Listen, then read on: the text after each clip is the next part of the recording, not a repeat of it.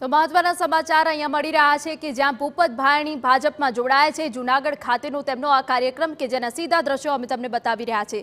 CR પાટીલની હાજરીમાં જ તેઓ અન્ય કાર્યકર્તાઓ સાથે ભાજપમાં જોડાયા હોવાની હાલ વિગતો મળી રહી છે।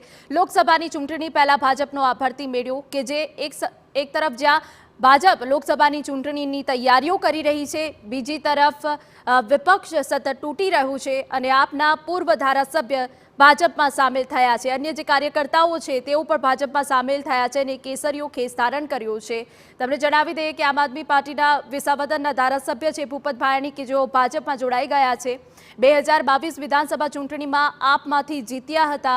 સ્થાનિક વિસ્તારમાં 108 તરીકેની ઓળખ તેઓ ધરાવે છે અને ફરી એક વખત પોતાના ગૌત્ર એટલે કે ભાજપમાં તેઓ પરત ફર્યા છે। 2022માં ભાજપ માટે તેઓ એક કિલર સાબિત થયા હતા, જે રીતે વધારે મત તેઓએ મેળવ્યા હતા। સરપંચથી ધારાસભ્ય સુધીની તેમની રાજકીય સફર વિશે વાત કરીએ તો વર્ષ 2017 સુધી ભૂપત ભાયણી ભાજપમાં હતા અને ફરી એક વખત તેમની ભાજપમાં ઘર વાપસી થઈ છે। જૂનાગઢ જિલ્લાના ઉપપ્રમુખ પણ રહી ચૂક્યા છે। સરપંચ પદેથી ભાયણીને સસ્પેન્ડ કરવામાં આવ્યા હતા અને તે બાદ રાજકીય પરિવર્તન આવ્યો હતો। એ સિવાય ભૂપત ભાયણી પર ભ્રષ્ટાચારનો પણ જે તે સમયે આરોપ લાગ્યો હતો। પૂર્વ સીએમ વિજય રૂપાણીના નિકટના નેતા પણ મનાય છે। ત્યારે આ સીધા દ્રશ્યો અમે તમને બતાવી રહ્યા છે કે જ્યાં ભાજપના ભરતી મેળામાં વધુ એક વખત જે છે એ વિપક્ષના ધારાસભ્ય તૂટી રહ્યા છે। સંવાદદાતા કિંજલ મિશ્રા વધુ વિગત આપી રહ્યા છે। કિંજલ, શું વિગત? ભૂપત ભાયણી વિસાવદરના પૂર્વ ધારાસભ્ય કોંગ્રેસમાંથી રાજીનામું આપ્યું હતું અને ત્યારબાદ તેમણે ધારાસભ્ય પદેથી પણ રાજીનામું આમ આદમી પાર્ટીના ધારાસભ્ય હતા, રાજીનામું આપ્યું હતું અને ત્યારબાદ તેમણે એમએલએ પદમાંથી પણ રાજીનામું આપ્યું હતું અને સત્તાવાર રીતે ભાજપમાં જોડાઈ રહ્યા છે। મહત્વની વાત એ પણ છે કે તે તેમના વિસ્તારથી ભાજપમાં જોડાઈ રહ્યા છે। ભાજપના પ્રદેશ પ્રમુખ CR પાટીલ પણ ઉપસ્થિત છે। શક્તિ પ્રદર્શન છે તે થઈ રહ્યું છે।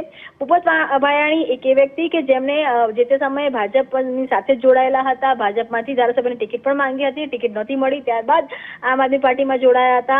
ઘર વાપસી પણ કહી શકાય અને આ જે પોલિટિક્સની જે તડજોડની રાજનીતિ છે તે પણ કહી શકાય, પરંતુ જે રીતે એ ભાજપનો ભગવો ધારણ કરી રહ્યા છે, શક્તિ પ્રદર્શન તેમના જ વિસ્તારમાં કરી રહ્યા છે, તે ક્યાંક ને ક્યાંક આગામી સમયમાં વિસાવદરની જ્યારે ચૂંટણી લડાશે ત્યારે ભૂપત ભાયણી ફરી એકવાર ઉમેદવાર હશે। બસ ફક્ત એટલો ફરક એટલો હશે કે એ આ વખતે આમ આદમી પાર્ટી નહીં પરંતુ ભાજપના મેન્ડેટ પરથી ચૂંટણી લડશે। આ એક સ્પષ્ટતા આ જે દ્રશ્યો છે તેના ઉપરથી આવી રહી છે, કેમ કે જ્યારે પણ કોઈ પણ વ્યક્તિને પોતાના વિસ્તારમાં શક્તિ પ્રદર્શન સાથે કોઈ પણ પક્ષમાં લેવામાં આવતા હોય છે, ખાસ કરીને ગુજરાતમાં એ પરંપરા રહી છે કે જેને પણ ચૂંટણી લડાવવાની હોય છે ભાજપના મેન્ડેટ સાથે તેને મહદઅંશે શક્તિ પ્રદર્શન છે તે તેમના મત વિસ્તારમાં થતું હોય છે, ત્યાં જ તેમને ભાજપનો ખેસ ધારણ કરાવાતો હોય છે, ત્યાં જ ભાજપના પ્રદેશ પ્રમુખ સહિતના હોદ્દેદારો ઉપસ્થિત હોય છે। તો આ એક સ્પષ્ટ મેસેજ છે કે ભૂપત ભાયણીની ન માત્ર ભાજપમાં ઘર વાપસી થઈ છે પરંતુ આગામી સમયમાં વિસાવદર બેઠક માટે ભાજપના ઉમેદવાર પણ ભૂપત ભાયણી થશે। બિલકુલ કિંજલ, ખૂબ અગત્યની જાણકારી આપી છે। વધુ વિગત અમે તમારી પાસેથી લેતા રહીશું। તો ભૂપત ભાયણીની ભાજપમાં ઘર વાપસી તો થઈ છે પરંતુ વિસાવદર બેઠક પરથી તેમને ઉમેદવાર તરીકે પણ આગળ કરવામાં આવી શકે છે।